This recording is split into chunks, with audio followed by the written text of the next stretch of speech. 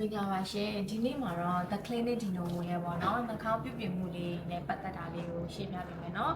တချို့ကြတော့နှာခေါင်းပြုပြင်မှုလေးဆိုလို့ရှိရင်ဆီလီကွန်တစ်မျိုးနဲ့ထည့်လို့ရတယ်လို့သိထားကြတယ်ဒါပေမဲ့ The Clinic Dino မှာအဲ့ဒါတစ်မျိုးပဲထည့်လို့ရတာမဟုတ်ဘူးနော်နှာခေါင်း surgery လေးနဲ့ပတ်သက်ပြီးတော့ရနိုင်မယ့်ဟာလေးကိုသိစိတ်ရှင်းပြပေးမယ်နော်နှာခေါင်းဆီလီကွန်ထည့်ခြင်း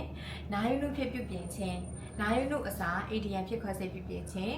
နှာတန်ကောက်ပြုပြင်ခြင်းနှာရိုးပွားပြုပြင်ခြင်းညီမတို့နှာခေါင်းထိပ်ပွားပြုပြင်ခြင်းနဲ့နှာခေါင်းဘေးကပြုပြင်ခြင်းလေးကိုလုပ်လို့ရပါတယ်ရှင်နောက်တစ်ခုလေးကကြတော့ညီမတို့ရဲ့စီမှာပေါ့နော်ဒီညီမတို့ရဲ့မျက်နှာအချိုးအစားအလိုက် customize no silicone ပေါ့နော်ပြောရမယ်ဆိုလို့ရှိရင်မိမိရဲ့နှာခေါင်းအနေထားအရာ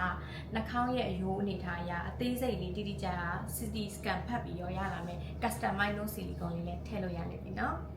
ခုနကပြောပြပါတဲ့နှာခေါင်းပြုပြင်မှုလေးကိုလိုင်စင်ရဆရာဝန်ကြီးကိုယ်တိုင်ခွဲစိတ်ပြုပြင်ပေးနေရဆိုတော့ clinic Dino ကိုညွှန်ကြည့်စိတ်ချစာနဲ့လမ်းခဲ့လို့ရတယ်နော်ဈေးနှုန်းလေးကိုအသေးစိတ်အတိအကျသိချင်တယ်ဆိုလို့ရှိရင်နော် clinic Dino ရဲ့ဖုန်းနံပါတ်လေးကိုဆက်သွယ်ဖို့မမီးနေတော့နော်